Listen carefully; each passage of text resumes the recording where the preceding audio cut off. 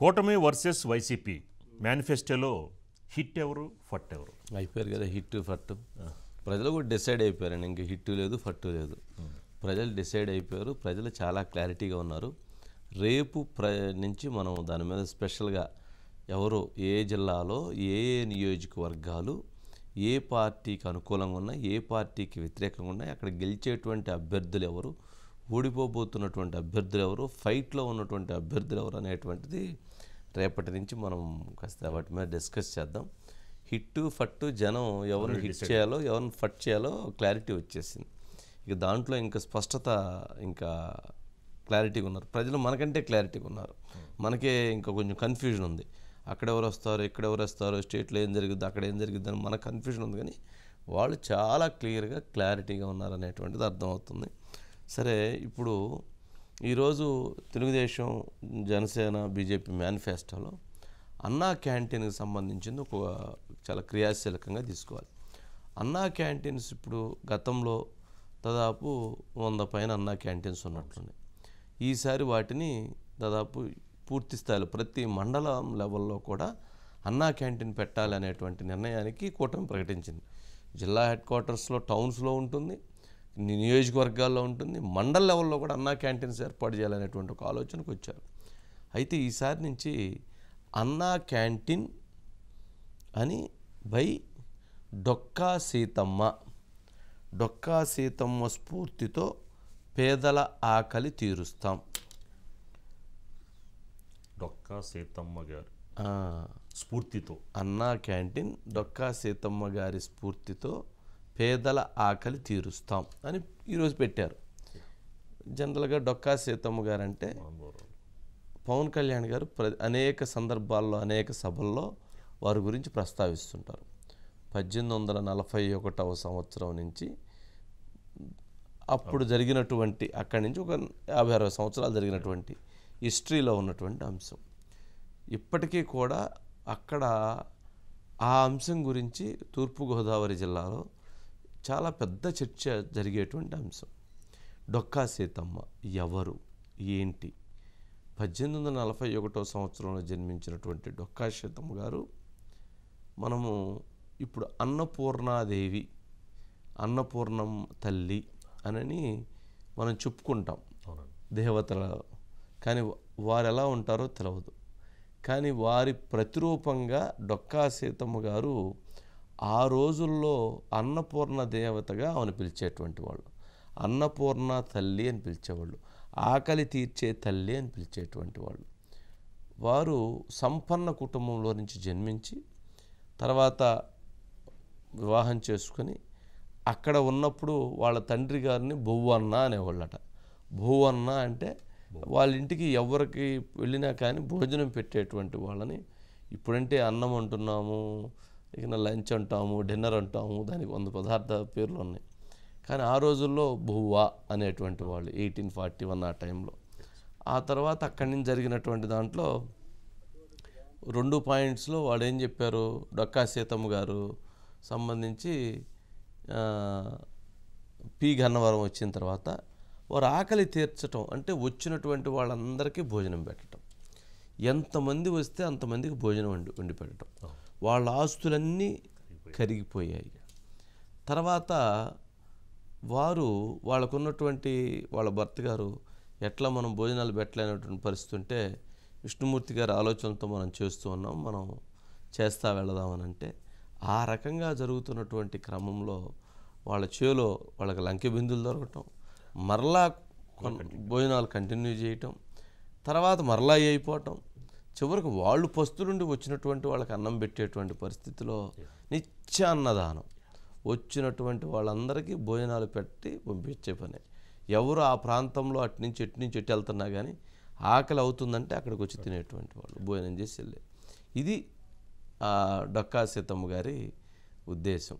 అయితే వారు సంబంధించి అన్నా క్యాంటీన్ పేరుతో పాటు డొక్కా సీతమ్మ గారి స్ఫూర్తితో పేదల ఆకలి తీర్చుదాం అనేటువంటి దాన్ని ఇప్పుడు పెట్టారు.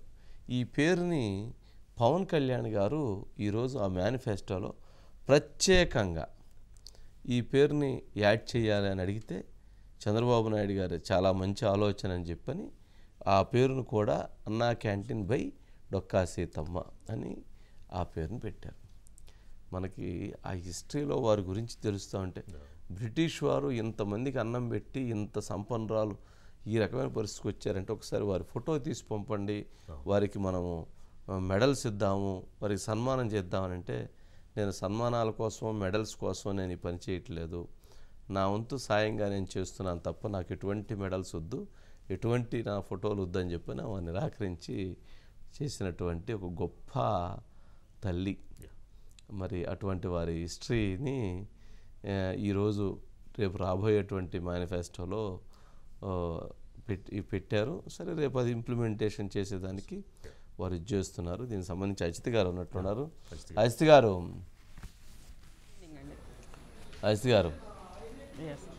ఏంటండి డొక్కా సీతమ్మ గారి గురించి ఏం చెప్తారు?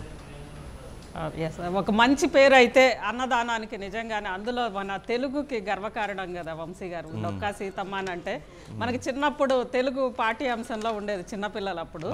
అంటే ఆ రోజుల్లో ఆమె గోదావరి లంకల్లో ఉండేవారంట. లంకల గన్నవరం అని చెప్పి తన అత్తగారి ఊరు హస్బెండ్ ఊరు అక్కడికి వచ్చిన తర్వాత గోదావరి నదిలో వరదల్లో అప్పట్లో అంత గోదావరి ఎప్పుడు కూడా వరదలకి లేదా తుఫాన్లకు వస్తూ ఉండేవి కదా వంశీ గారు. అందులో ఒక పడవలో ఎక్కడో గోదావరి నది మధ్యలో ఎవరో చిక్కుకొని పోయి చిన్నపిల్లలతోటి ఒక కుటుంబము కొంతమంది అక్కడ ఉండి అర్ధరాత్రి ఏదో టైంలో సీతమ్మ ఆకలి అవుతుందని చెప్పి అక్కడి నుంచి వాళ్ళు అరిశారంట వంశీ గారు. ఈమె నిద్రపోతుంటే అది ఎక్కడో ఈమె చెవులకి విని ఆ అర్ధరాత్రే ఒక దీపం పట్టుకొని, ఆ దీపం కూడా ఉంటుందో ఉండదో గాలికి తెలియదు కానీ అప్పటికప్పుడు వండుకొని అక్కడికి తీసుకెళ్ళి వాళ్ళకి అన్నం పెట్టి వచ్చిందంట తుఫాన్లో పడవేసుకొని. అంత చెప్తారు వంశీ గారు ఆమె గురించి. దాంతోపాటు ఆ వరదలు ఆ సమయాల్లో కట్టెలు మండవు కాబట్టి తన పట్టు చీరలతోటి ఆమె వాటినే ఒక వంట చెరుకుగా యూజ్ చేసి మరి ఆమె అందరికీ ఒక నిత్యాన్నదానం వంశీ గారు. డొక్కా సీతమ్మ అని అంటేనే ఆమె అనుక్షణం మనం జనరల్గా కాశీలో అన్నపూర్ణేశ్వరి అని అంటాం కదా, ఎందుకంటే ఆమె ఎప్పుడు కూడా అందరి కడుపు నింపుతుంటుంది అని అనేది. ఆమెకి ఈమె ఒక నిలువెత్తు ప్రతిరూపంలాగా డొక్కా సీతమ్మ అన్నపూర్ణేశ్వరి సరే ఒక దేవత అని చూసామో చూడలేదో తెలియదు కానీ ఈమె ఒక నిలువెత్తు ప్రతిరూపంలాగా ఈమె ఉంటే ఆ రోజు మనది బ్రిటిష్ ఇండియా వంశీ గారు. బ్రిటిష్ చక్రవర్తి తన ప్రమాణ స్వీకారం కోసం అక్కడ ఈమెని ఆ ప్రమాణ స్వీకారానికి ఆహ్వానించి ఈమెకి నమస్కరించి అప్పుడు ప్రమాణ స్వీకారం చేయాలనుకున్నారంట వంశీ గారు. కానీ ఆనాడు హిందూ సాంప్రదాయాల ప్రకారం సముద్రం దాటరు హిందువులు ఎవరు కూడా. దానికోసం ఆమె సముద్రం దాటి రాదు కాబట్టి ఆమె ఫోటో తెప్పించుకొని ఒక చైర్లో ఆ ఫోటోని పెట్టి అప్పుడు ఆయన ప్రమాణ స్వీకారం చేశారంట. అంటే అంత గొప్ప చరిత్ర. ఎక్కడా కూడా మనం ఇటీవల కాలంలో డొక్కా సీతమ్మ గారి గురించి ఈ మధ్య కాలంలో జనసేన వాళ్ళు డొక్కా సీతమ్మ భవన నిర్మాణ కార్మికుల కోసం పవన్ కళ్యాణ్ ఆహార శిబిరాలు ప్రారంభించినప్పుడు పవన్ కళ్యాణ్ గారు ఆ పేరు పెట్టడం తప్పితే ఎవరు కూడా ఇటీవల కాలంలో ఆమె పేరును ఎవరు కూడా చరిత్రలో తలుచుకోలేదు వంశీ గారు. ఎందుకంటే చివరికి కూడా తన మొత్తం ఆస్తులన్నీ కరిగిపోయినాయి. చివరికి కనీసం తినడానికి లేని పరిస్థితుల్లో కూడా ఆమె ఎదుట వాళ్ళకి వచ్చిన వాళ్ళకి కడుపు నింపడం మీదే ఆమె శ్రద్ధ ఉంది అని అంటే నిజంగా అంటే ఆ పేరు తీసుకొచ్చి ఈరోజు పెట్టడం అనేది అంటే అది ఇక నిత్యాన్నదానాలు అని అనేవి కంటిన్యూస్గా అన్నా క్యాంటీన్ల ద్వారా డొక్కా సీతమ్మ పేరుతో వచ్చే ఆ క్యాంటీన్స్లో నిత్యాన్నదానం అనేది జరుగుతుంది అని చెప్పకనే చెప్పేశారు వంశీ గారు మేనిఫెస్టోలో. ఓకే, మొత్తానికి అన్నా క్యాంటీన్లు మొత్తాన్ని పెట్టినటువంటి వాటిని మొత్తాన్ని జగన్మోహన్ రెడ్డి గారు కూల్చారు. ఇది ఒక వింత. అన్నా క్యాంటీన్ నిలిపివేయటం, అన్నా క్యాంటీన్లు కూల్చటం, అన్నా క్యాంటీన్లు ధ్వంసం చేయటం అనేటువంటిది ఒక వింత. ఎక్కడైనా కానీ సమాజంలో మనం ఎక్కడైనా ఏ ఇంట్లో చూసినా కానీ ఆహారం ఆకలి అన్నం పెడతారు, ఎవరైనా లేదు సహాయం చేస్తారు, లేదా భోజనాలు ఎవరన్నా పెట్టేటువంటి వాళ్ళు ఉంటే వాళ్ళని ఎంకరేజ్ చేస్తారు. అట్లాంటిది ఇక్కడ ఎవరన్నా భోజనాలు పెట్టేటువంటి కార్యక్రమాన్ని ప్రభుత్వం పెడతా ఉంటే వీలైతే మరింత ఎక్కువ పెట్టేందుకు ప్రయత్నం చేయాలి, లేదు దాన్ని కొనసాగించాలి.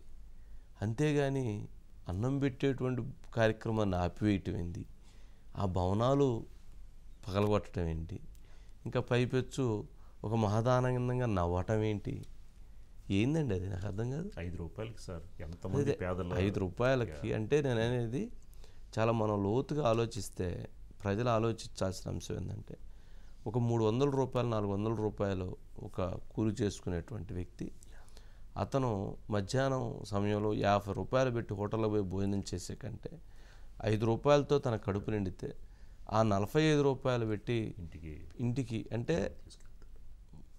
295 రూపాయలతో ఇంటికి వెళితే ఆ కుటుంబం ఎంత ఆనందపడిద్ది. అంటే ఇక్కడ మనం గమనించాల్సింది వాళ్ళకంటే కడుపు పేదవాళ్ళకి 5 రూపాయలకు అన్నం దొరికేదానికి 50 రూపాయలకు అన్నం దొరికేదానికి తేడా ఉంది. 5 రూపాయలు దొరికితే వాళ్ళకి ఎంతో సంతోషం, పిల్లలకి ఇంకొక వస్తువు కొనుక్కెళ్తారు, ఇంటికి ఇంకొక వస్తువు తీసుకెళ్తారు. అట్లాంటిది నోటి దగ్గర అన్నాన్ని తీయటం ఏంటండి, అన్నం పెట్టేటువంటి అన్నాన్ని తీయటం ఏంటి? అబ్బే ఇది అసలు నిజంగా ఇక పరాకాష్ట అన్నమాట. ప్రజలు అది గుర్తుంచుకోవాలి, అది తెచ్చుకోవాలి. ఎందుకంటే పేదలు ఎక్కువగా ఆలోచించుకోవాలి.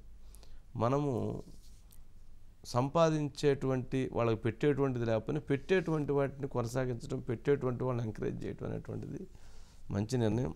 సరే అస్తి గారు, అంతే కదా.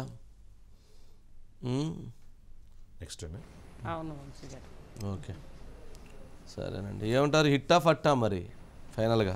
వంశీ గారు మొత్తం మీద అంటే అసలు మొత్తం ఇప్పటికే నెటిజన్లు అందరూ కూడా దీన్ని మేనిఫెస్టో వచ్చి రాగానే తీసుకొని మొత్తం కూడా సర్క్యులేట్ చేస్తున్నారు వంశీ గారు.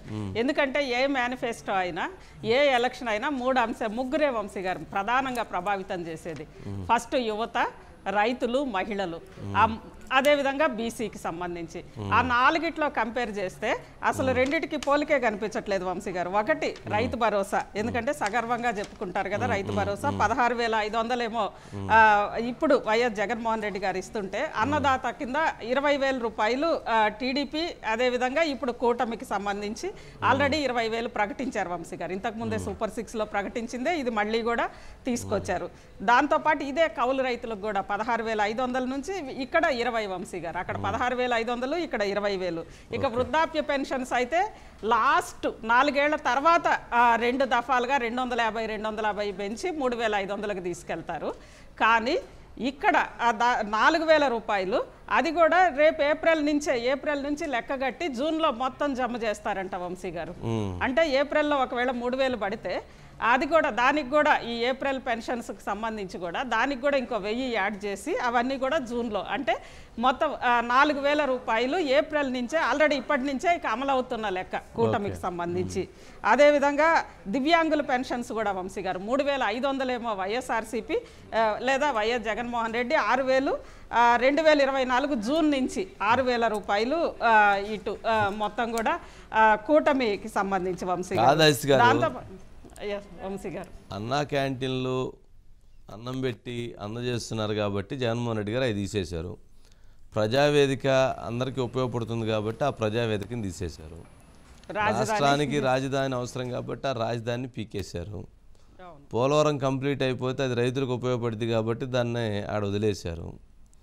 ప్రత్యేక హోదా తెస్తే ఎంప్లాయ్మెంట్ వచ్చేది కాబట్టి ఆ ప్రత్యేక హోదాని తేకుండా దాన్ని తొంగలో తొక్కేశారు.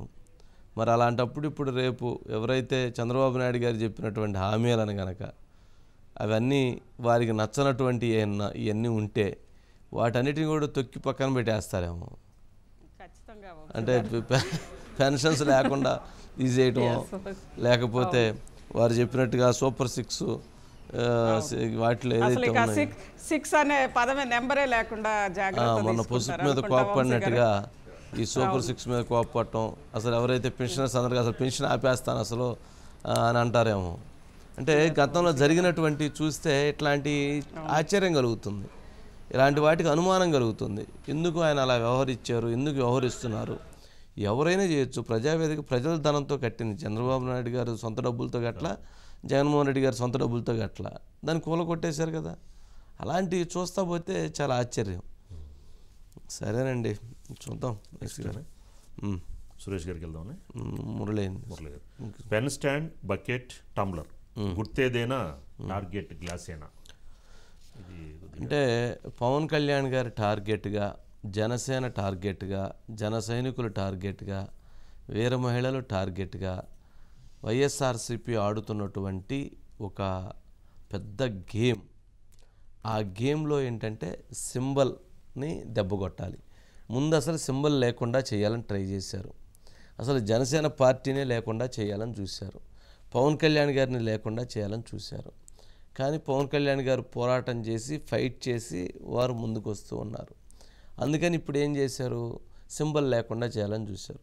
తర్వాత ఇప్పుడు ఫైనల్గా మరి సింబల్ వచ్చిన తర్వాత కామన్ సింబల్గా దాన్ని ఎక్కడైతే వారు పోటీ చేస్తున్నారో ఆ మిగిలినటువంటి ప్రాంతాల్లో కామన్ సింబల్ చేయాలనేటువంటి దాంతో కామన్ సింబల్గా పెట్టారు. కామన్ సింబల్గా పెట్టి ఇప్పుడు మిగిలినటువంటి అభ్యర్థులు ఎక్కడైతే 21 కాకుండా 2 పాలు మిగిలిన దగ్గర అంతా ఈ సింబల్ ఇవ్వాలంటున్నారు. నేనే సరే ఓకే, ఎలక్షన్ కమిషన్ కూడా కొన్ని ఆలోచించాల్సిన అవసరం ఉంది. మరి వారి ఆలోచనలు మరి ఎంత స్థాయిలో ఏ స్థాయిలో ఉన్నాయో నేనైతే విమర్శ చేయలేను. కానీ గ్లాసు అండి, గ్లాసు ఇప్పుడు ఇదే గ్లాసు, ఈ గ్లాసు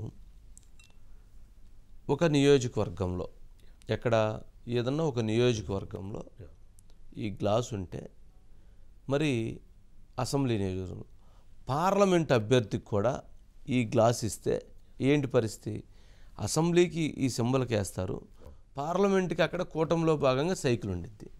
మరి గ్లాసుకి అసెంబ్లీకి వేసి కూటమిలో సైకిల్కి వేయాలి. మరి అలా కాకుండా కనుక ఇక్కడ కూడా గ్లాస్ పెడితే అక్కడ గ్లాస్కి వేసి అసెంబ్లీతో పార్లమెంటుతో అది తొందరగా కన్ఫ్యూజ్ అవుతారు. అక్కడ గ్లాస్కి వేసి ఇక్కడ కూడా గ్లాస్కి వేస్తే పరిస్థితి ఏంటి అంటే ఆ మాత్రం నాలెడ్జి ఆలోచించేటువంటి పరిస్థితి ఉండదా, నెంబర్ 1. నెంబర్ 2, పార్లమెంటుకి అభ్యర్థికి గ్లాస్ ఉంది. ఇప్పుడు బాలశౌరి గారు మచిలీపట్నం గ్లాస్ ఉంది, ఆయనకు సింబల్. మరి అక్కడ చూస్తే గుడివాడ ఎవరున్నారు, గన్నవరం ఎవరున్నారు, సైకిల్ ఉంది. అక్కడ ఉన్న ఇండిపెండెంట్ అభ్యర్థికి అసెంబ్లీ అభ్యర్థికి గ్లాస్ ఇస్తే ఎంపీ అభ్యర్థికి గ్లాస్ ఉంది, ఇక్కడున్న ఇండిపెండెంట్కి అభ్యర్థికి గ్లాస్ ఉంది. మరి కూటమితో కూడినటువంటి ఎలక్షన్ జరుగుతున్నప్పుడు సింబల్ అక్కడ ఇక్కడ కన్ఫ్యూజ్ లేకుండా ఇవ్వాల్సిన బాధ్యత ఎవరికి ఉంటుంది, ఈసీకే ఉంటుంది కదా. మరి ఈసీ ఈ మాత్రం కూడా ఆలోచించకుండా దాన్ని కేటాయిస్తాం అని చెప్పని వెళతా ఉంటే ఇంక ఎక్కడ న్యాయం ఉందండి, న్యాయం ఎక్కడుంది. మనం ఏదన్నా అన్యాయం జరిగితే ధర్మాసనం దగ్గరికి పోతాం, అలాగే ఎన్నికలప్పుడు ఏదైనా అన్యాయం జరిగితే ఎలక్షన్ కమిషన్ దగ్గరికి పోతాం. ఎలక్షన్ కమిషన్ కూడా దాంట్లో పనిచేస్తున్నటువంటి వారు కూడా మరి అంత ఇది లేకుండా ఏంటంటే సింబల్ కన్ఫ్యూజ్ కాకూడదు కదా, ఓటర్కి నాకు కన్ఫ్యూజన్ కాకూడదు. సరే వాళ్ళ సింబల్ ఏదన్నా అక్కడ కన్ఫ్యూజన్ కాకుండా ఇవ్వాల్సిన బాధ్యత ఎవరికి ఉంది, ఈసీకి ఉంది. ఎంపీకి గ్లాస్ సింబల్ ఉన్నప్పుడు నియోజకవర్గాల్లో మరి అక్కడ ఇండిపెండెంట్ అభ్యర్థులు గ్లాస్ సింబల్ ఇస్తే ఎమ్మెల్యే బాక్స్కు నొక్కాలి, ఎంపీ బాక్స్కు నొక్కాలి. మరి ఇక్కడ నొక్కాలి అనేటువంటి కన్ఫ్యూజన్తో ఎక్కడ వస్తుంది, ఎక్కడ క్లారిటీ ఉంటుంది. మరి మినిమం ఇది కదా, ఎంపీ అభ్యర్థులను కాడ ఇవ్వకూడదు, ఎమ్మెల్యే అభ్యర్థులను కాడ ఎంపీ ఇవ్వడు. అక్కడ 2 లేని దగ్గర ఇవ్వాలనుకోండి, అప్పుడు ఇవ్వండి. ఉన్న దగ్గర ఎట్లా ఇస్తారు, ఏందండి అది. ఇప్పుడు నెల్లూరు పార్లమెంట్ ఉంది, నెల్లూరు పార్లమెంట్లో లేదు, సింబల్ లేదు, అక్కడ టీడీపీ పోటీ చేస్తుంది, ఇవ్వండి. సింబల్ ఉన్న దగ్గర ఎట్లా ఇస్తారంటున్నా. సరే న్యాయాలు మాట్లాడుకుంటే కర్నూలు, అనంతపురం అట్లా ఇప్పుడు ఇబ్బంది లేని కాడ చేయొచ్చు. మరి ఈసీ కూడా అంత అనాలోచితంగా చేస్తానంటే ఎట్లా. దానిపైన రాత్రి కోర్టుకు మూవ్ చేశారు, న్యాయస్థానం ముందుకు వచ్చింది. న్యాయస్థానం ఈరోజు దానిపైన ఈరోజు ఆర్గ్యుమెంట్స్ ఉంది. దానిపైన ఈసీ సంబంధించినటువంటి వారు వచ్చి రేపు 24 గంటల్లోపు వీటికి ప్రత్యామ్నాయం ఆలోచించి వాటిని ఎలా దాన్ని వర్కౌట్ చేస్తాం అనేటువంటి దాన్ని మెసేజ్ చెప్తామని చెప్పారు. మరి అన్యాయం కదండి. ఇప్పుడు వైఎస్ఆర్సీపీ పార్టీ అసలు పవన్ కళ్యాణ్ గారిని లేకుండా చేయి, జనసేన పార్టీని లేకుండా చేయి, గ్లాసుని లేకుండా చేయి, అభ్యర్థులను లేకుండా చేయి. ఎక్కడండి దుర్మార్గం. కాకపోతే పిఠాపురంలో పవన్ కళ్యాణ్ గారు పోటీ చేస్తుంటే పవన్ కళ్యాణ్ గారు ఇంకొక ఆయన ఇండిపెండెంట్ అభ్యర్థిని పెడతారండి, పెట్టి అతనికి బకీడ్ గుర్తిస్తారండి. ఏందండి ఇది, అసలు నాకు అర్థం కాదు. ఎన్నికలు సింహం సింగిల్గా వస్తుంది, సింహం సింగిల్గా వస్తుందంటే సింహం సింగిల్గా రావటం ఇదే బయటికి చెప్పుకోవడానికే సార్. చాలా ఆందోళన Murali Murali sir good evening sir. ఏంటి సింహం ఏడదాకా వచ్చింది సింగిల్గా?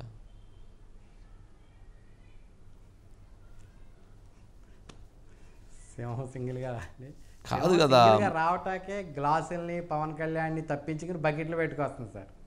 ఓ బకెట్లో నుంచి వస్తుందా? ఓకే.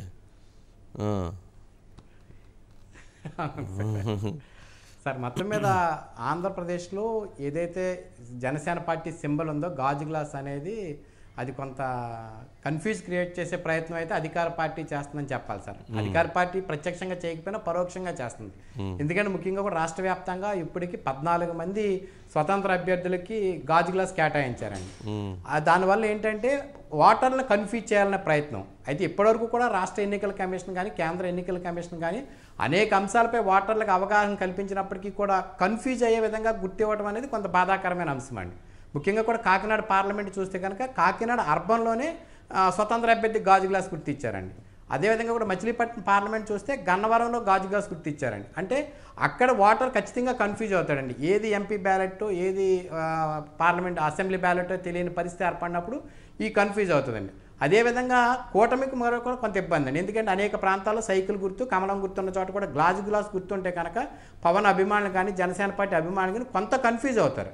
అంటే పెద్దగా మేజర్ ఓటింగ్ కన్ఫ్యూజ్ అవ్వకపోయినప్పటికీ కూడా కొంత మైనర్ ఓటింగ్ అయితే లేకపోతే వృద్ధులు కానీ లేకపోతే కొంత నిరక్షరాస్యులు కానీ ఇదేంటి గ్లాస్ ఉంది పవన్ కళ్యాణ్ అనుకుని వేసే అవకాశం ఉందండి. అది సింగిల్ డిజిట్ ఓటు ఉంటుందా డబల్ డిజిట్ ఓటు ఉంటుందా అనేది కానీ చెప్పలేం. కానీ ఎలక్షన్స్లో ప్రతి ఓటు వాల్యూ కనుక ఖచ్చితంగా దాన్ని విషయంలో జనసేన పార్టీ ఇప్పటికే న్యాయ పోరాటం చేస్తుందని రాష్ట్ర ఎన్నికల కమిషన్ దృష్టికి కూడా తీసుకెళ్ళింది. అయితే రాష్ట్ర ఎన్నికల కమిషన్ సంబంధించినటువంటి న్యాయవాది ఈరోజు ఏపీ హైకోర్టులో తమ వాదనలు వినిపించినప్పుడు 24 గంటల లోపల కనుక గాజు గ్లాస్కి సంబంధించినటువంటి సింబల్పై ఒక క్లారిటీ ఇస్తామని చెప్పి ఆయన చెప్పడంతో న్యాయస్థానం ఈ యొక్క పిటిషన్పై విచారణ చేసి రేపటికి వాయిదా వేసింది సార్. రేపు దీని మీద జడ్జిమెంట్ ఇచ్చే అవకాశం ఉంది సార్. అయితే కొద్ది రోజుల క్రితం ఒక జడ్జిమెంట్ వచ్చింది సార్. ఒక ప్రాంతీయ రాజకీయ పార్టీ గాజు గ్లాస్ గుర్తు నాకు కేటాయించాలని హైకోర్టులో పిటిషన్ ఇచ్చినప్పుడు దాదాపుగా కూడా 3-4 నెలలు విచారించిన తర్వాత ప్రస్తుత ఎన్నికల సమయం దగ్గర పడింది. ఆల్రెడీ గాజు గ్లాస్ గుర్తు జనసేన పార్టీకి కేటాయించారు. 2019లో కూడా జనసేన పార్టీకి గాజు గ్లాస్ గుర్తు ఉంది కనుక ఈ సమయంలో ఆ గుర్తును మీకు కేటాయించాలని చెప్పి ఎన్నికల కమిషన్ మేము ఆదేశాలు ఇవ్వలేమని చెప్పి ఆ పిటిషన్ డిస్మిస్ చేసిందండి. సో రాష్ట్ర ఎన్నికల కమిషన్ తరపుగా గాజు గ్లాస్ గుర్తుకు సంబంధించి కొంత విచారణ జరుగుతుంది కనుక రేపు ఇచ్చే జడ్జిమెంట్ కూడా కొంత సానుకూలంగా వస్తుందని చెప్పి జనసేన పార్టీ శ్రేణులు అభిప్రాయపడుతున్నాయి సార్. మొత్తం మీద ఏదేమైనప్పటికీ రేపు కొంత కీలకమైనటువంటి అంశంగా చూడాలి సార్. ఎందుకంటే గాజు గ్లాస్ గుర్తు కనుక జనసేన పార్టీకి కేటాయిస్తే కనుక కూటమి అభ్యర్థులందరూ కూడా హర్షం వ్యక్తం చేస్తారు సార్. అలా కాకుండా స్వతంత్ర అభ్యర్థులకైతే కొంత ఇబ్బంది ఉంది సార్. అయితే ఒక చిన్నది ఏంటంటే రాష్ట్ర ఎన్నికల్లో 6% ఓట్లు కానీ లేకపోతే 2 అసెంబ్లీ స్థానాలు కానీ లేకపోతే ఒక పార్లమెంట్ స్థానం కానీ గెలిచి ఉంటే కనుక ఖచ్చితంగా ఆ గుర్తు జనసేన పార్టీకి శాశ్వత గుర్తుగా కూడా మారి ఉండేది సార్. అది 2019లో జరగకపోవడం వల్ల ఈ సమస్య కొంత ఉత్పన్నమైంది సార్. Okay right. గెలవనిస్తేగా అంట ఆయనే 2 చోట్ల ఓడించారు. భీమవరం పోయి 150 కోట్లు ఖర్చు పెడుతుంది, గాజువాబు పోయి 150 కోట్లు ఖర్చు పెడుతుంది, ఇప్పుడు పిఠాపురం 250 కోట్లు ఖర్చు పెడుతుంటారు. ఎట్లా ఏంటది? సరే ఓకే మురళి. నెక్స్ట్ అండి కాంగ్రెస్ కుమ్ములాటలు బిగిన్. ఖమ్మంలో రేణుకా వర్సెస్ భట్టి మళ్ళీ మొదలైందా? మొదలైంది. మామూలుగా మాత్రం ఉండకపోతే అసలు కాంగ్రెస్ పార్టీ ఎందుకు? ఆ యుద్ధం అనేది కాంగ్రెస్ పార్టీలో కామను. అందుట్లో ఇప్పుడు భట్టి విక్రమార్క డిప్యూటీ సీఎం, రేణుకా చౌదరి మామూలుగానే ఫైర్ బ్రాండు, ఆమె రాజ్యసభ సభ్యురాలు. ఆమె రాజ్యసభ సభ్యురాలు అయినా కాకపోయినా ఆమె స్టైల్ అట్టాగే ఉండిద్ది. కాకపోతే ఈయనకంటే 2 ఆకులు ఎక్కువే మాట్లాడిద్దాం. అందుకని ఇప్పుడు అక్కడ కొద్దిగా ఆ ఫైర్ ఉండిద్ది. అందుట్లో ఖమ్మంలో అన్ని సీట్లు ఎప్పుడైతే ఎక్కువ సీట్లు గెలుస్తాయో అక్కడ ఎక్కువ కొట్టుకోవటం ఎక్కువ ఉండిద్ది. అక్కడ పొంగులేటి, తుమ్మల, బట్టి ఇవన్నీ ఉన్నాయి. మళ్ళీ వాటితో పాటు రేణుక. ఏది బయట ఏమైనా ఉందా? వేయండి. బయట ఉంటే వేయండి. బయట ఉంటే బయట ఉంది రేణుక. మీరు కూర్చోండి. మీకు క్రమశిక్షణ లేకపోతే ఎట్లా? కూర్చోండి. Very good. నేను చెప్తా. అన్ని ఏరియాస్ నుంచి రాలేదు మండల ప్రెసిడెంట్ ఇవాళ.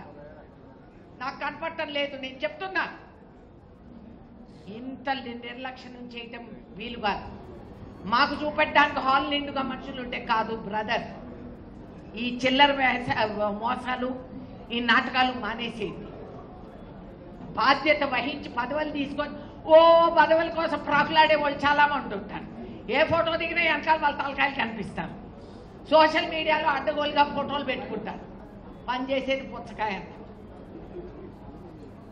కాబట్టి మీరు బాధ్యత వహించి పోస్టులు కావాలన్నప్పుడు ఈసారి మీరు ఏ బూత్లో ఎన్ని ఓట్లు వచ్చినాయో లేదు సార్.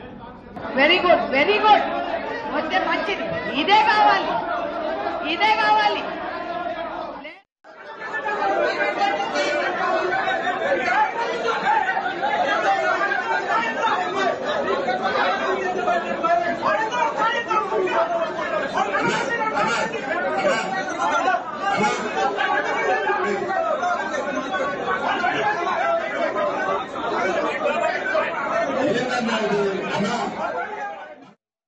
మొత్తానికి సరదాగా ఉంది. ఏది రామకృష్ణ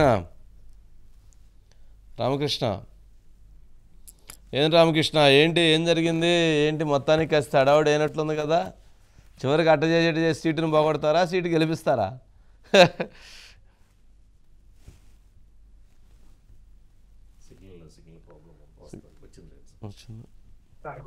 గుడ్ ఈవినింగ్ చెప్పండి. సార్, ఈరోజు రఘురామరెడ్డికి సంబంధించి విజయాన్ని కాంక్షిస్తూ కాంగ్రెస్ పార్టీకి సంబంధించినటువంటి ఎంపీటీసీలు జెడ్పీటీసీలతో ఇటువంటి సమావేశం ఏర్పాటు చేశారు. ఈ సందర్భంగా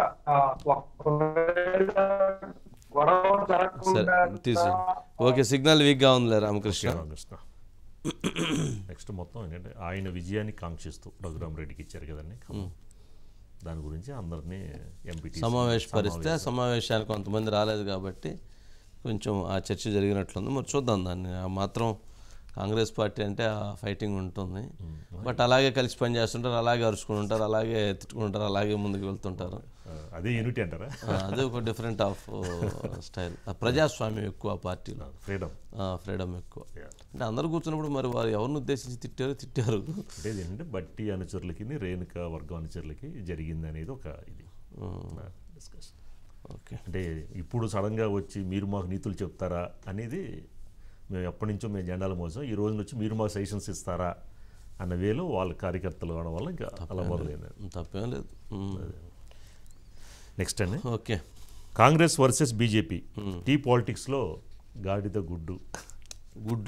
గాడిద గుడ్డు ఎవరన్నారా? గాడిద గుడ్డు రేవంత్ రెడ్డి గారు. ఓ గాడిద గుడ్డు అన్నాడా? మొత్తానికి ఇప్పుడు ఆయన ఇక్కడే కాదు, స్టేట్లోనే కాకుండా నేషనల్లో కూడా ఫేమస్ అయిపోయారు. ఆ ఢిల్లీలో పోలీసులు నోటీస్ రిలీజ్ చేయడం కానీ మొత్తం నేషనల్ మీడియాలో కాస్త బాగా చక్కర్లు కొడుతూ ఉంది.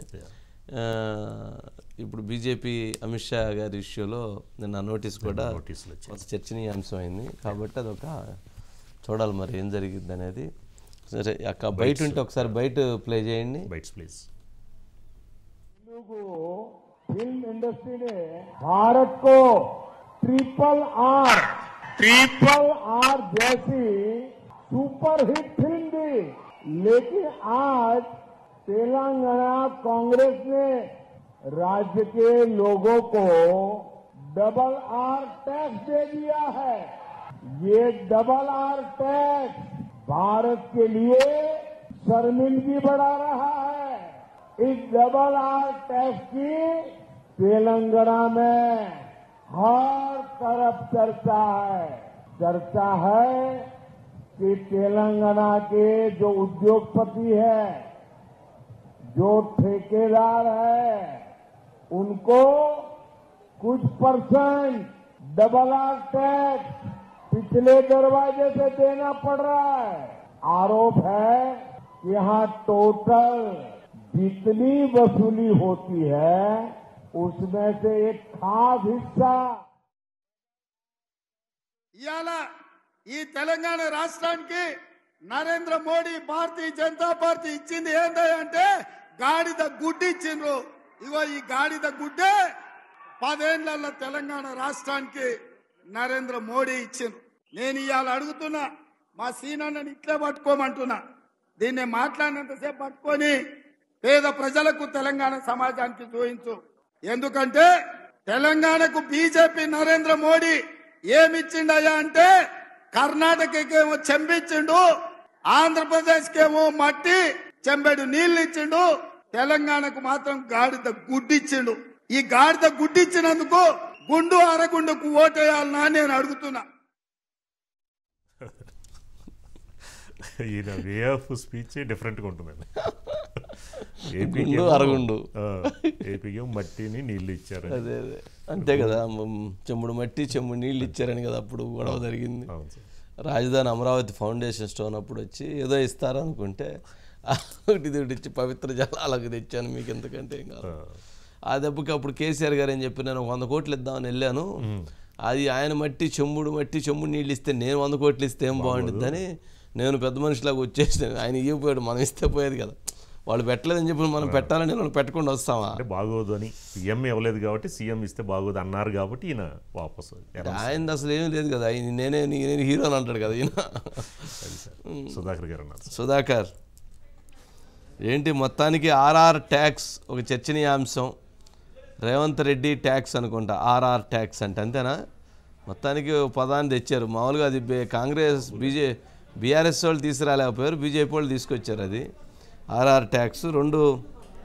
సరే దీనికి మీరు తెచ్చింది ఏంటంటే గాడిద గుడ్డు అని. మొత్తానికి గుడ్డు సైజు పెద్దదిగా ఉంది. గాడిద గుడ్డు మరి అంత ఉండదు అనుకుంటా, మొత్తానికి గుడ్డు సైజు కూడా బాగా పెద్దదైంది. ప్రజెంటేషన్ చేసేలా మరీ చెప్పినట్లున్నారు. ఏంటి ఏం జరుగుతుంది యుద్ధం? సుధాకర్ గారు మీ వాయిస్ మీట్లో చూడండి. సుధాకర్ గారు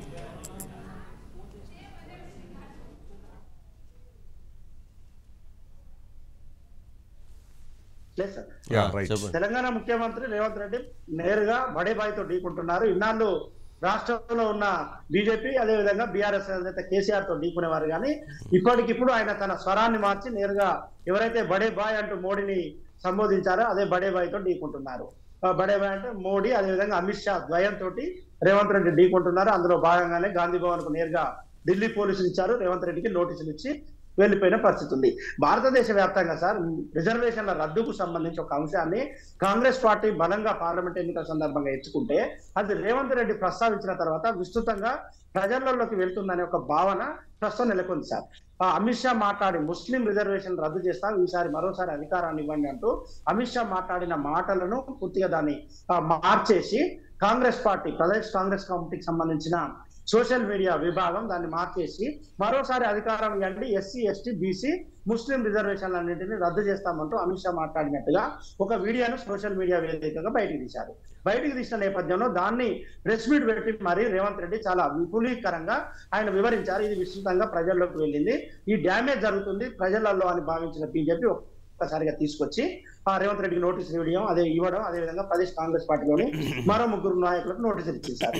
నోటీసులు ఇచ్చిన సందర్భంగా ఇప్పుడు రాష్ట్రానికి వచ్చిన నరేంద్ర మోడీ, అమిత్ షా, జేపీ నడ్డా నేరుగా కాంగ్రెస్ పార్టీ పైన తీవ్రంగా విమర్శలు చేస్తున్నారు.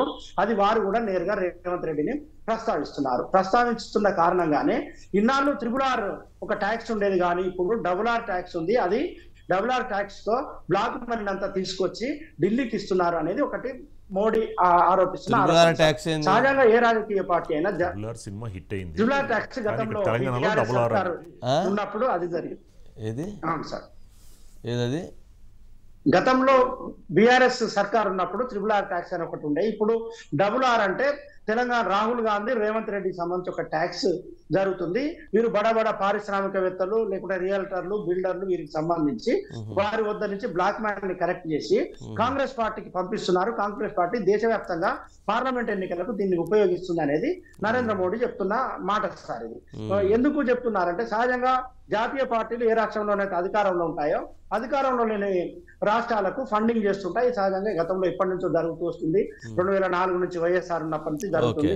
ఇటీవల జరిగిన అసెంబ్లీ ఎన్నికల్లో కూడా డికే శివకుమార్ కర్ణాటక నుండి ఇక్కడ ఈ రాష్ట్రానికి ఫండింగ్ చేశారు అనేది అది జరుగుతున్న చర్చ సార్. కాబట్టి దీన్ని రాహుల్ గాంధీ ప్రధాని మోడీ ప్రస్తావిస్తున్నారు, అమిత్ షా ప్రస్తావిస్తున్నారు. కానీ ఇప్పుడు ఫైట్ అంతా జరుగుతుంది చాలా క్లియర్ గా Congress versus BJP Telangana parliament ఎన్నికల్లో తలబడుతున్నాయనేది ఒక చర్చ ఉంది.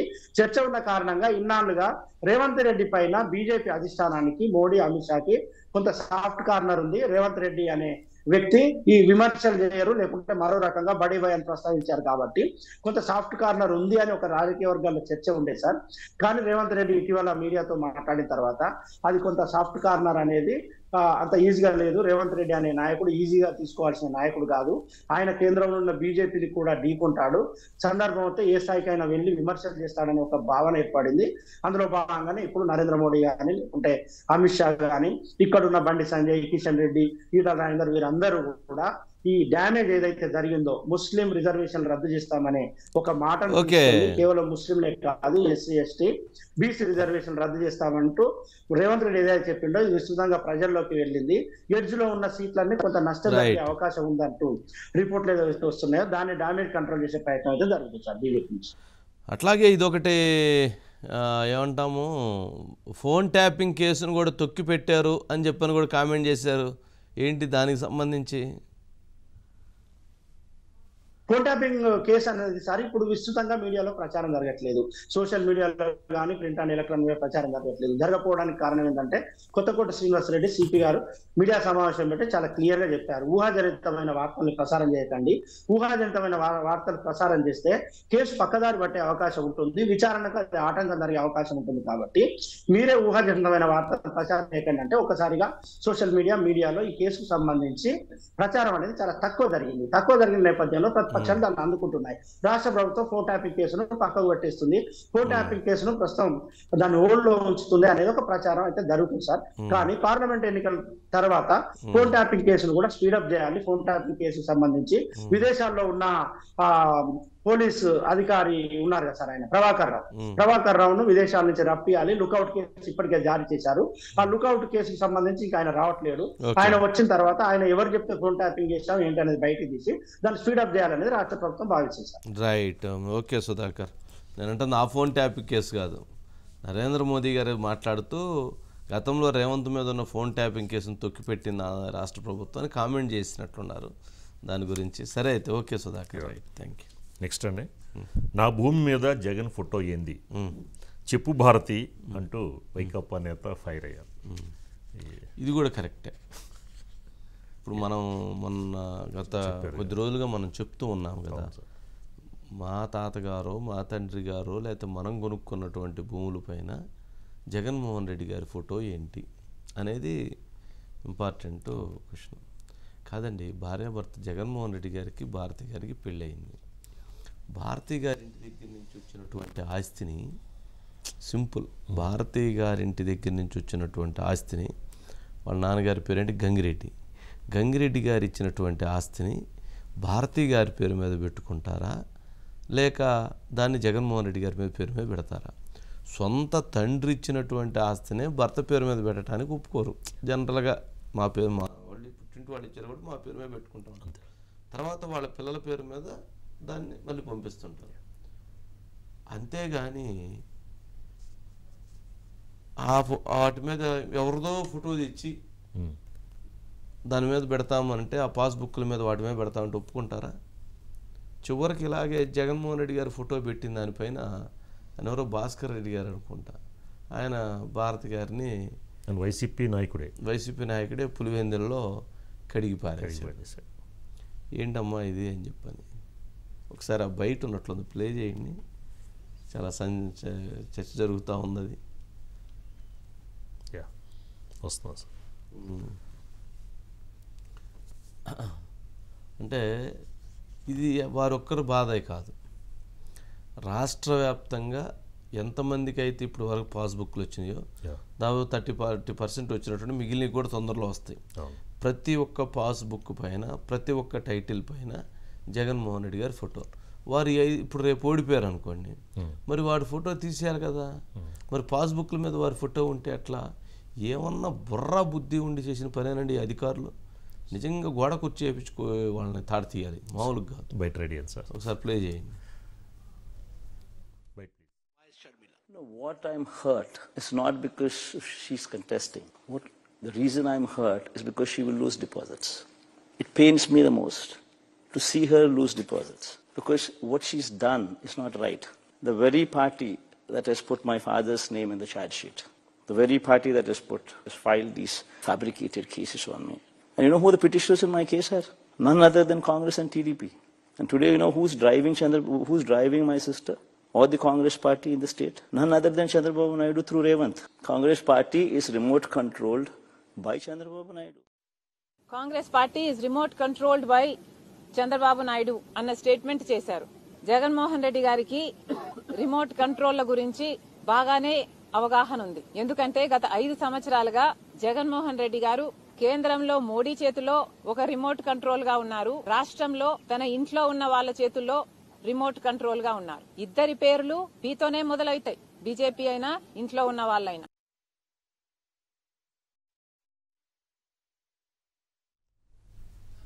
నేను అడిగిన బయట అది కాదు, ఇంకో బయట ఉంటుంది, ఆ బయట వేయండి.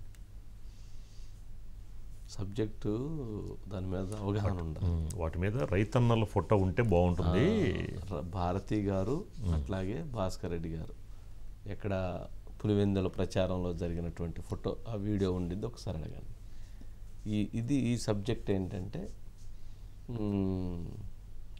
జగన్మోహన్ రెడ్డి 2 బీల చేతిలో. షర్మిలా గారు ఈరోజు మాట్లాడుతూ జగన్మోహన్ రెడ్డి గారు 2 బీలు బందీలు అయిపోయి ఉన్నారు, ఒకసారి మళ్ళీ షర్మిలా గారు బయట అయింది. అట్లాంటప్పుడు ఓన్లీ షర్మిలా గారు బయట, మామూలుగా ఆ బయట రెడీగా ఉందండి. ఇందాడిది ఇప్పుడు సరే, అది భారతి గారిది. మీరు డైరెక్ట్ గా జగన్మోహన్ రెడ్డి సచివాలయం కాబట్టి మీరు తప్పకుండా ఈ విషయం చేరవేస్తారని నేను కోరుకుంటూ, అదే ఇప్పుడు వచ్చిన పట్ట పాస్బుక్ల పైన చేసి మా రైతు బొమ్మలు మా ఉండాలి మేడం. ఎందుకంటే ముఖ్యమంత్రి బొమ్మ కూడదని నేను మరీ చెప్తున్నాను.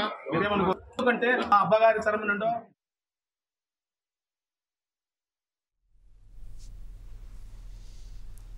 పాపం భారతి గారు బిక్క ముఖం వేశారు, ఏం సమాధానం చెప్పలేదు. ఏం చెబుతారు? ఎవరో ఆస్తుల మీద ఎవరో వాళ్ళ ఫోటోలు వేసుకోవటం ఏంటండి, ఏంటిది?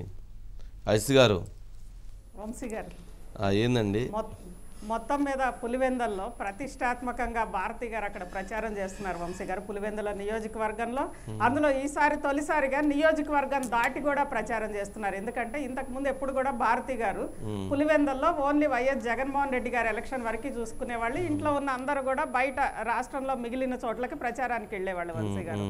కానీ ఇప్పుడు పరిస్థితి అంతా డిఫరెంట్ అయ్యి ఫ్యామిలీ వార్ నడుస్తోంది కాబట్టి భారతి గారు పులివెందల్లో ఇంటింటికి తిరుగుతున్నారు. వంశీ గారు ఇంటింటి ప్రచారంలో భాగంగా వేంపల్లె, పులివెందుల నియోజకవర్గం వేంపల్లెలకు వెళ్ళినప్పుడు తన పార్టీకి సంబంధించిన నాయకులు సుబ్బారెడ్డి గారు అని చెప్పి వైఎస్ఆర్ కాంగ్రెస్ పార్టీ నేత వేంపల్లె, ఆయన పాస్బుక్ చూపించి ఏంటమ్మా భారతి ఇది ఇక్కడ అంటే మా ఆస్తుల మీద జగన్ ఫోటో ఉంటే ఎలా అని అనేది జనం అడుగుతున్నారు, ఏంటిది అని అంటే ఎందుకో భారతి గారు చాలా సైలెంట్గా వెళ్ళారు. వంశీ గారు గతంలో ఏదన్నా ఇష్యూ ఉంటే ఆమె ఖచ్చితంగా ఎక్స్ప్లెయిన్ చేసేవాళ్ళు గతంలో ప్రచారాలు, ఎలక్షన్స్ ప్రచారాల సందర్భంగా. ఈసారి మాత్రం ఎందుకో ఇక సైలెంట్గా మౌనంగా తిరిగి వెళ్ళిపోయారు వంశీ గారు. మొత్తం మీద అంటే అసలు ఈ ఆస్తుల మీద అనేది మిగిలినవి ఎలా ఉన్నా ఈ సొంత పాస్బుక్లు తాతల తరం నుంచి ఎప్పటి నుంచో వారసత్వంగా వచ్చిన దాని మీద వైఎస్ జగన్మోహన్ రెడ్డి ఫోటో అంటే అది పార్టీలకు మించి, లేదంటే తమ ఈవెన్ బంధుత్వాలకు మించి, పార్టీలకు మించి కూడా జనాలను ఎక్కడో టచ్ చేస్తుంది వంశీ గారు. అది సెంటిమెంట్ కదా వంశీ గారు, మొన్న మీరు కూడా చెప్పారు. ఎందుకంటే ఎన్ని తరాల నుంచి అది వచ్చింది ఏంటి అని అనేది దాని వెనక అంతా కూడా సెంటిమెంట్లు, కేవలం వాల్యూస్ ఇవి కాదు కదా వంశీ గారు. ఆ సెంటిమెంట్ని చూపించే ఆ పుస్తకం మీద వైఎస్ జగన్మోహన్ రెడ్డి ఫోటో ఉంటే అది ఎవరికైనా కానీ కొంచెం బాధ అనిపిస్తుంది. అది జగన్మోహన్ రెడ్డి గారు కాదు, ఎవరిదైనా పరాయోళ్ల ఫోటోలు, అది ముఖ్యమంత్రి కావచ్చు, ఎవరన్నా కావచ్చు, తమ తాతల నుంచో ఎక్కడి నుంచో వచ్చిన తమ భూమి మీద, భూమి అనేదే సెంటిమెంట్, ఆ భూమికి సంబంధించిన పత్రం మీద ముఖ్యమంత్రి ఫోటో వచ్చి ఉంటే అది అసలు ఇక దాన్ని ఏమనాలి, ఆ బాధ అనేది ఇక మనందరికి కూడా తెలుసు వంశీ గారు. దాని సందర్భంగానే భారతి గారిని అడిగినప్పుడు భారతి గారు ఇక ఏం చెప్పలేక, ఎందుకంటే అది అర్థమైపోతుంది జనాల్లో ఈ ఇష్యూ మీద బాగా వ్యతిరేకత ఉంది అని అనేది అర్థమైపోయి సొంత పార్టీ లీడరే అలా అన్నాక ఆమె ఏం అనలేక సైలెంట్గా వెళ్ళిపోయారు వంశీ గారు. ఓకే, సరే, అది అంతవరకు బాగానే ఉంది. షర్మిల గారు ఇంకొక అంటే జగన్మోహన్ రెడ్డి గారి కౌంటర్ ఇస్తూ కాంగ్రెస్ పార్టీ ఆపరేషన్ అంతా కూడా చంద్రబాబు నాయుడు గారు చేస్తున్నారు అన్నదానికి, మరి జగన్మోహన్ రెడ్డి గారిని ఎవరు ఆపరేట్ చేస్తున్నారు? ఇద్దరు బీలు అంటే ఒక బి బీజేపీ, రెండో బి ఇంట్లోనే ఉన్నారు అన్నారంటే డైరెక్ట్గా అంటే పేరు చెప్పడానికి కూడా భారతి గారి పేరు ఇష్టపడకుండా రెండో బి ఇంట్లోనే ఉండాలని చెప్పటం ద్వారా అంటే ఆ మెసేజ్ ఇచ్చారు భారతి గారి పేరుని. అంటే నాకు అర్థం కాదు ఏంటంటే భారతి గారి పేరు ఎత్తడానికి కూడా ఆమె ఇష్టపడినటువంటి అంత ఘర్షణాత్మకమైనటువంటి వాతావరణం ఉందా అనేటువంటిది ఒకటి. రెండో అంశం సరే అంటే జగన్మోహన్ రెడ్డి గారిని నడిపించేటువంటి ప్రతి అంశం కూడా అది భారతి గారని సొంత చెల్లెలో వదిన మీద కామెంట్ చేయటం అనేటువంటిది కూడా ఇది ఒక మరొక కీలకమైనటువంటి అంశమే. అంటే మనం ఒక మాట అనేటప్పుడు ఇట్లా పెట్టి మనకి 4 ఏళ్ళు వెనక్కి చూపిస్తుంటాయి. మరి అలాంటప్పుడు మరి జగన్మోహన్ రెడ్డి గారు కాంగ్రెస్ పార్టీ నడిపిస్తుంది, చంద్రబాబు నాయుడు గారు షర్మిల నడిపిస్తుంది అన్నప్పుడు మరి ఆమె ఆ మాట అంటంలో కూడా తప్పులేదు కదా. ఒకసారి షర్మిల గారి బయట ఇంకొకసారి అయ్యండి. Congress party is remote controlled by Chandrababu Naidu అన్న స్టేట్మెంట్ చేశారు. జగన్మోహన్ రెడ్డి గారికి రిమోట్ కంట్రోల్ల గురించి బాగానే అవగాహన ఉంది. ఎందుకంటే గత 5 సంవత్సరాలుగా జగన్మోహన్ రెడ్డి గారు కేంద్రంలో మోడీ చేతిలో ఒక రిమోట్ కంట్రోల్ గా ఉన్నారు, రాష్ట్రంలో తన ఇంట్లో ఉన్న వాళ్ళ చేతుల్లో రిమోట్ కంట్రోల్ గా ఉన్నారు. ఇద్దరి పేర్లు బీతోనే మొదలవుతాయి, బీజేపీ అయినా ఇంట్లో ఉన్న వాళ్ళైనా. ఇంట్లో ఉన్న వాళ్ళైనా అజిత్ గారు చెప్పండి. సరే ఏంది పసుపు చీర కట్టుకోవద్దని, అదే పసుపు చీరలు కడుతున్నట్టున్నారు కావాలని. ఇవాళ కూడా పసుపు చీరలోనే ఉన్నట్టున్నారు. అంటే కట్టొద్దు అన్నాడని మరి ఎక్కువ కడుతున్నట్టున్నారు. అది కాదు, షర్మిలది కూడా అక్కడే అదే ఇంట్లోంచి వచ్చింది కదా వంశీ గారు. ఆయన కట్టారని అన్నారని ఇక అదే కట్టి కోపం ఎక్కువ తెప్పిస్తున్నట్లున్నారు. సరే ఏంటి మొత్తానికి భారతి గారి పేరు చెప్పడానికి కూడా ఎందుకు ఇష్టపడలేదంటారు వంశీ గారు? ఇప్పుడు అంటే జనరల్ గా జగన్ అన్న బాణం రివర్స్ అయిందని అందరు కూడా అంటున్నారు కదా, ఇది 4వ బాణం వంశీ గారు. ఈ మధ్య కాలంలో ఈ వారం 10 రోజుల్లో ఫస్ట్ బాణం వచ్చి ఆడపడుచులకి ఆస్తికి సంబంధించి మాట్లాడింది. అఫిడవిట్లో అప్పు జగన్ ఇచ్చిన అప్పు పేరుతోటి ఒక బాణం వేసేసి ఇంట్లో ఆస్తుల గొడవలు, జగన్ ఏం మోసం చేశాడు తనకు ఆస్తి ఇవ్వకుండా అనేది చెప్పకనే చెప్పేశారు వంశీ గారు. దాంతో పాటు రెండో బాణం వచ్చి అసలు కాంగ్రెస్ పార్టీకి సంబంధించి, అంటే వీళ్ళు ఒక చిన్నది అలా అనగానే పసుపు చీర అని అనగానే కాంగ్రెస్ పార్టీకి సంబంధించి వైఎస్ఆర్ పేరు కాంగ్రెస్ పార్టీ కాదు పెట్టింది, డైరెక్ట్ పొన్నవోలు సుధాకర్ రెడ్డి అనేది ఇంకొక బాణం వంశీ గారు.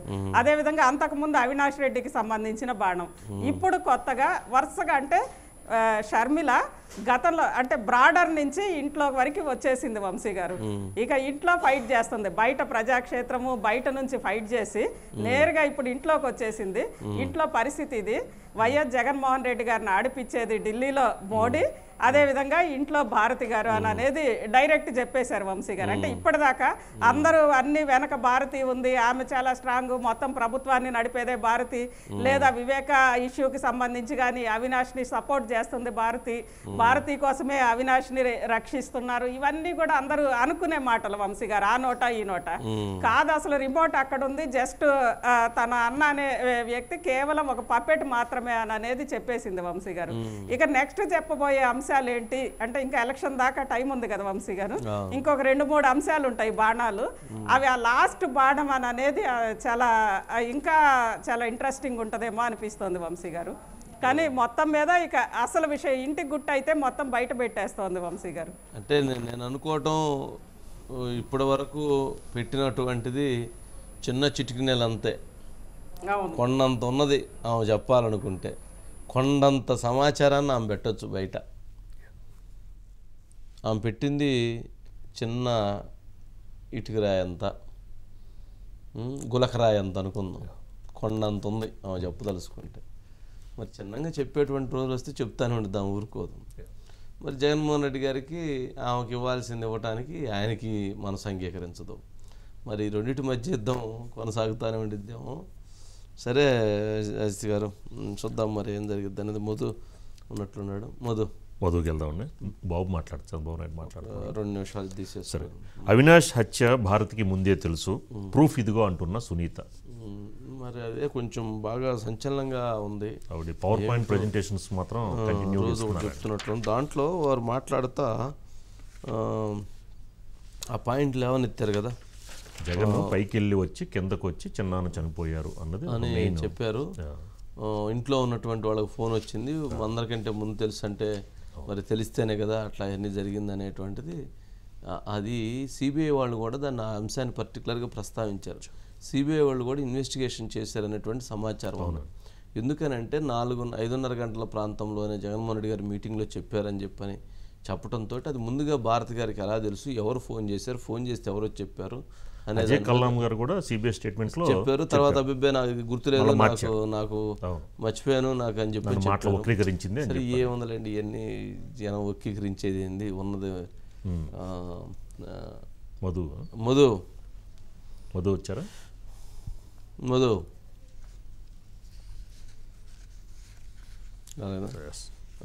ఇది ఓవరాల్గా సునీత ఇచ్చినటువంటి దాంట్లో ఇప్పటి వరకు అవినాష్ రెడ్డి వరకు వెళ్ళింది. ఇప్పుడు షర్మిల కూడా తీసుకొచ్చేసింది, అదే షర్మిల కాదు భారతిని కూడా తీసుకొచ్చేసింది. ఇక నెక్స్ట్ జగన్మోహన్ రెడ్డి గారిని కూడా తీసుకొచ్చేసిద్ది. ఈ ఎలక్షన్ లోపు షర్మిల ఒక 10 బాణాలు వేసిద్ది, సునీత మరొక 10 బాణాలు వేసిద్ది. విజయలక్ష్మి గారు అమెరికాలో కూర్చొని ఆ బాణాలు తగలకుండా పాపం సేఫ్ జోన్లో ఉంటారు. ఈ 10 బాణాలు అటు ఇటు మాత్రం జగన్మోహన్ రెడ్డి గారి మీదకి వెళ్తాయి. జగన్మోహన్ రెడ్డి గారు కూడా ఆపకుండా చిన్నపిల్లవాడు అని చెప్పని 10 సార్లు చెప్తున్నాడు. ఉందా ఇవాళ కూడా మాట్లాడినట్టు సార్ బయట ఉందా చిన్నపిల్లవాడు సునీత గారిది ఉందిలే. సునీత గారు మాట్లాడుతుంది కానీ బయట ప్లే చేయి. సునీత గారు బయట ప్లీజ్.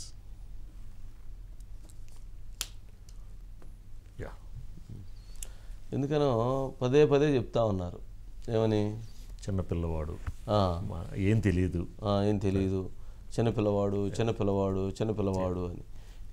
ఏం చిన్నపిల్లవాడు అండి బాబు, 2 సార్లు ఎంపీ అయ్యాడండి ఆయన. బయట రెడీ సార్. వేంపల్లిలో భారతి గారిని ఎవరో క్వశ్చన్ అడిగారు. తను చెప్పారు మాకు వేరే మాటలు లేవు, భయపడుతున్నాము అందుకేని.